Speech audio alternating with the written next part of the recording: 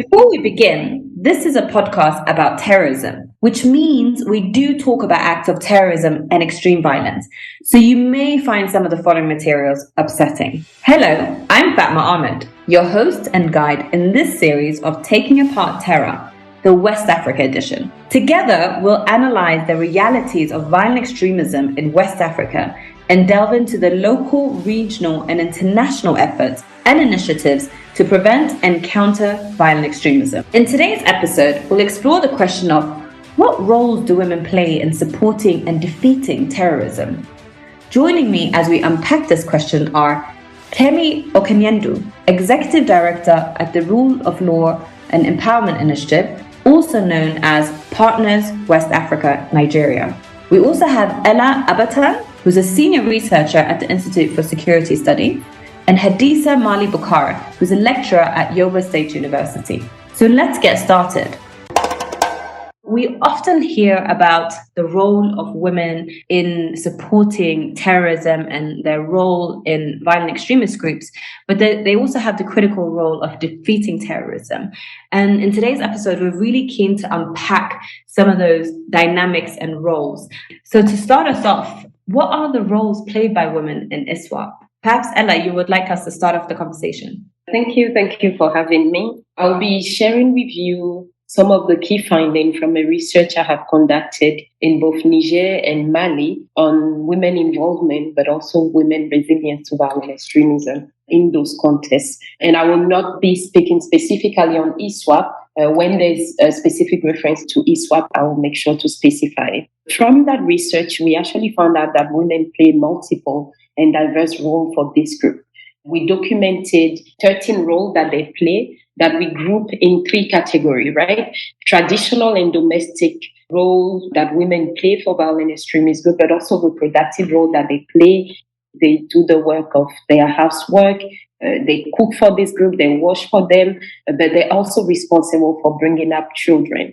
The second category of role that we documented are support role that women play for this group, such as informant, providing them with intelligence or information, right, that help this group get strategic advantages. But they also recruit for them. They help them source resources, whether basic necessities such as food, medicine, but also material that this group use to make improvised devices, for example, fertilizer that they use to make improvised explosive devices. So the third category of role that we documented, our operational role that women play for violent extremist group, whether in Mali or Niger. They act as scout or armory attendant, and sometimes they also deploy as suicide bomber.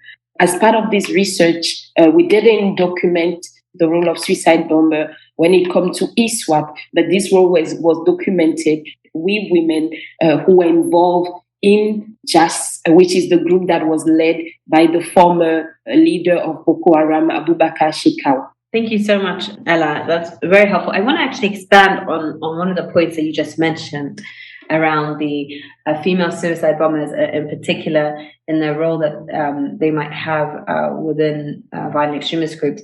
We know that sometimes this is not, that this is infrequent. It's not always the case. But how do they differ in terms of, from what we usually see of women's role in Daesh in comparison to some of the examples you've just cited? In particular with ISWAP, specifically as it pertains to the role of women in that specific role as suicide bombers in this case? So in the Lake Chad Basin region, right, that cover Niger, Nigeria, Cameroon, and Chad, the use of women as suicide bombers is quite common, right? Between June 2014, when Boko Haram actually deployed first female suicide bomber, in February 2018, Boko Haram deployed more than 469 women as suicide bomber. But when you come to the Sahel, so central region, Sahel countries, Mali, Niger, and Burkina Faso, this is more rare, right? Seeing women playing the role of suicide bomber. And if you recall, in April 2018, the Group for the Support of Islam and Muslim was accused of using a woman during an attack against MINUSMA and French Operation Bukar. The group actually issued a statement to deny using women as suicide bombers. So while you see in the Lake Chad Basin women being used frequently as suicide bomber, we haven't seen this in central Sahel country. Some of the reason why this group use women, right? First of all, is to gain tactical advantage, and they often do this by playing on stereotypes that portray women as non-violent, discreet, but also perceiving women as being able to easily evade security check. They also use it for strategic reasons, right? Deploying one person that can actually cause a lot of harm, provide group with strategic advantages, but also for propaganda purposes, to gain media attention, to gain notoriety, that help them then recruit both women but also men by playing on the feeling of pride. Thank you so much, Ella. That's really clear, and also the different dynamics and tactics that are really deployed. But we also know that women are also targeted by violent extremist groups, including abduction, kidnapping. We all recall the Shiboko Girls and the Bring Back Our Girls campaign. Kemi, would you be able to tell us why are women targeted? What are some of the reasons why women are abducted and kidnapped and targeted in this manner by violent extremist groups? Thank you, Fatma. I think from what we have seen in the field, one reason is that when the attacks take place, most times, it's at a time the men have gone out or to the farms, and so the women are in the stead, they're at home with the children, so they are easy prey to be looted, so to say, quote and unquote. The second element of it is still linked to the vulnerability of the women. So it also could be linked to the traditional or cultural tendency, I would say, of our people, which is basically, it could be said to be an affront on the men that they are not able to protect their women. So women are easy prey, they are vulnerable, they are there at the time of the attack. It's not easy for women to scout for safety. When you're scouting for safety, you're thinking of the children, you're thinking of the other people around you. So it's the complexity, or should I say, the complexity of the nature of the women folk that makes them easy prey for the violent extremist groups. Thank you. So many different ways how the role of women in these organizations are exploited, but also leveraged through recruitment. I'm keen to also hear about how the role of women also play in prevention efforts and counterterrorism efforts. And Kemi, to quote you, you've said previously, when you train a woman, you train an entire community. Can you expand on that? What is the impact that we have by investing in women in these prevention efforts and counterterrorism efforts? Women play a crucial role and a very strategic role in the society, from the birth even to nurturing and mentoring of their children and providing some form of support to their spouses. And that is the role as a mother, a wife. And then we look at the role within the family, maybe as a sister, is also a role of influence. So you find that even though we say we have a patriarchal system, there is a level of influence that women wield within the society. And if given appropriate enabling environment and appropriate awareness, or should I say, understanding of the role and the critical nature of the issue that is being addressed, you would find most often than not that they would play a more strategic and impactful role. I'll give an example. Some years back, I think it was about 2017, 2018, when the discussion around transitional justice for the Northeast commenced, we implemented a project in Borno State, and we had two cohorts.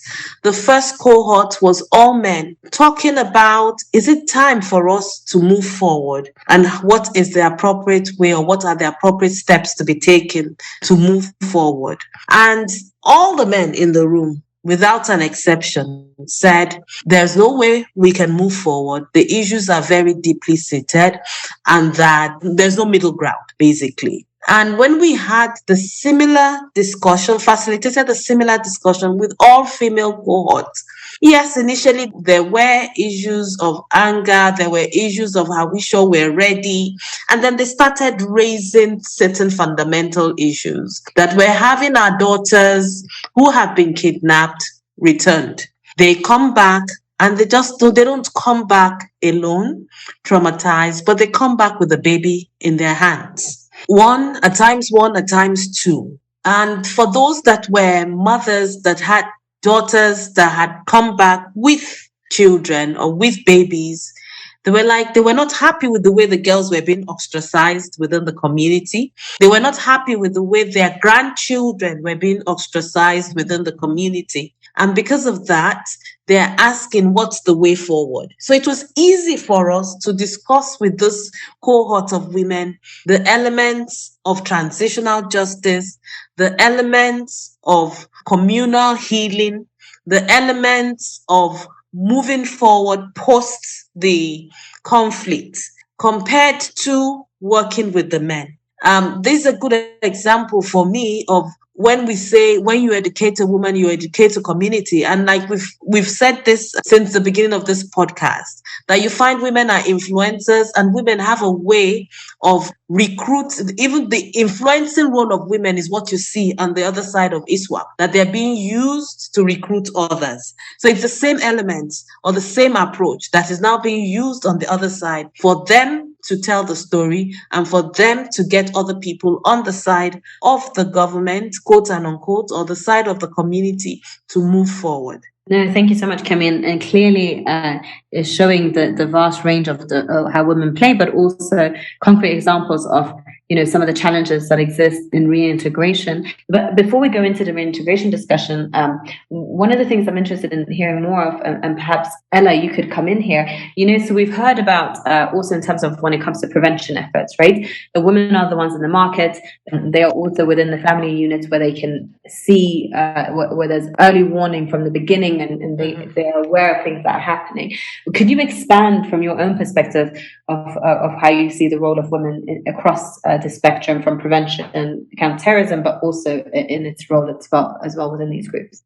So one thing that we did as part of the research I coordinated was also to look at the situation of women living in contexts where violent extremist groups are present, operate, and sometimes recruit, including forcefully, to actually ask those women who live in those contexts and who didn't join this group, why they didn't join, and what are some of the strategies that they put in place to avoid finding themselves in this group.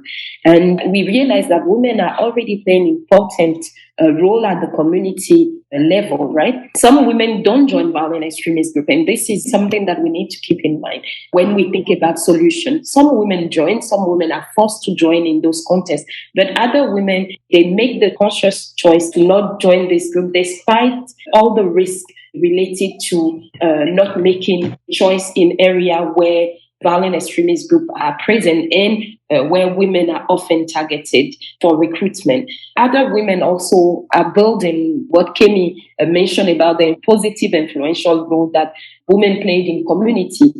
Some of them, we spoke with many women who actually influenced their relative, whether husband or kids, decision not to join a violent extremist group or encourage them to leave the group by promising them that they will be integrated in society once they leave those groups. We have cases, for example, where women, but also men told us that their mother or their grandmother threatened to curse them or to disown them if they join whether Boko Haram or Katiba Masina in Mali. And because of that, they took the decision not to join this group. So I think it is very important that beyond looking at women as victims, they are victims in contexts where these groups are active, but they are also actresses, right? They are actors. They play both negative but also positive role, and they need to be taken into consideration in all decision-making processes, right? Both in understanding, but also in preventing, responding, and evaluating impact of the responses that have been implemented to either prevent and counter violent extremism. Thank you. No, absolutely. And you all reinforce such important points. And, in other episodes within this podcast, we have explored, how women are stigmatized during reintegration processes. But also, as Ella, you also rightfully just mentioned now, it's also in terms of when they do join these DDR programs, they're seen as wife of combatants and perhaps not given some of the services and provisions that are needed and to support them. So what would be some of your recommendations, given some of the challenges that exist within these communities, to ensure that we are integrating women back into society well, and that we're also ensuring that in these DDR programs that we are having a gender lens and also putting women first? What would be some of your reflections and recommendations in this regard? I think the first thing is that we need to go beyond simplistic understanding of women experiences in context of violent extremism. We really need to question and go speak to those women who are living in those contexts to hear about their experiences, their lived experiences, and not make any preconceived idea about why they are joining or not joining those groups. No, thank you so much, Ella. Kemi and Hadiza, would you like to compliment? Thank you very much. I think there should be a bottom-up strategy that will be engaging women in violent extremism efforts. And that will now give them an opportunity for them to now engage themselves. And then the creation of that is that they should be placed in a high situation where they will create a network that are resilient to violent extremism, especially mothers, teachers, and then our learned people, so that they can be able to now use this as a resilient effort. Thank you, Hadiza. And as we're coming towards the end of this podcast, I've heard a lot of things that you guys have emphasized, that we need to first go beyond the simplistic understanding of women, move away from assumptions, the importance of education of women, which also can be used in, counter narratives and communication efforts in terms of prevention. And this very important point that you just made, Hadiza, around, the challenges of lack of inclusion and that we must ensure equity. So for those listening on this podcast and really better understanding the role of women played in violent extremist groups in ISWA, but also in prevention efforts, what are some of the key takeaways and messages that you want to ensure that we leave the listeners with? Kemi, do you want to start us off perhaps? Yes, I'll say that for me, it's the 3 Ps at the heart of P1, and that's participation, partnership, and protection. There has to be a way of ensuring effective participation of women across board in policy making and in implementation and even in brainstorming to identifying issues that need responses. And in doing that, it's also looking at that brings us to partnership. So partnership in the sense that even I hear my sister Hadiza say, yes, some women are not educated, but at a certain level, we do not need high-level education. What we need is understanding of the issues and comprehension of the system and how this system can be used to address some of the peculiarities of some of the challenges that are on ground. And in able to do that, positive discrimination needs to come into play. And finally, once we have the partnership, participation, positive discrimination processes in place, we're bound to have an inclusive system that would ensure effective protection, not lip service protection, across board for women, girls, and any other person that is vulnerable to violent extremism. Thank you. Thank you. Very clear, especially as eloquently put, participation, partnership, and protection. Sister Hadiza, would you like to go next? Yes. I think women should also have equal access to educational opportunity to become better agents change. And that is what, though my mentor, which is Sister Kemi, which we have worked together in partner in Yobe, I'm one of their facilitators. I agree with you. It's not all that you should have this high education, but you should be aware, understanding of what is happening in society so that we can be able to change the society. So they can be good agents if they are well educated. Thank you. Thank you so much. Maybe I will emphasize what I already said about, and Kemi came back on this, and Hadiza as well, on the importance to make sure that responses are inclusive, right? That they engage women not only as victims or the tendency that we have seen when women are included, they are only included as actors who can provide information to security forces. I think we need to go beyond that and include women as actors in their own right. Make sure that their needs are taken into consideration in any decision that are taken, in any responses implemented, and they are also included and they play key role in the implementation of security responses, security matters that also affect them. So inclusion of women, engaging women at all levels of decision making in understanding, but also responding to violent extremism. Fantastic. I can't thank you three enough, Kemi, and Hadiza, for helping us guide us through these discussions. There's so many instrumental things that were mentioned throughout the discussion, and really enjoyed the fact that there was a lot of focus on, practical policy recommendations, but also programmatic that could be taken forward to the listeners on ensuring that there's a meaningful inclusion of women in all aspects of the spectrum when we discuss prevention and countering violent extremism. Unfortunately, that's it for today's episode, but have a listen to other episodes in the series as we unpack the realities of ISWAP. In the next episode, we'll be asking, how is terrorism funded in the Lake Chad Basin? Please follow or subscribe so you don't miss an episode. I'm Fatma Ahmed. Until next time, goodbye.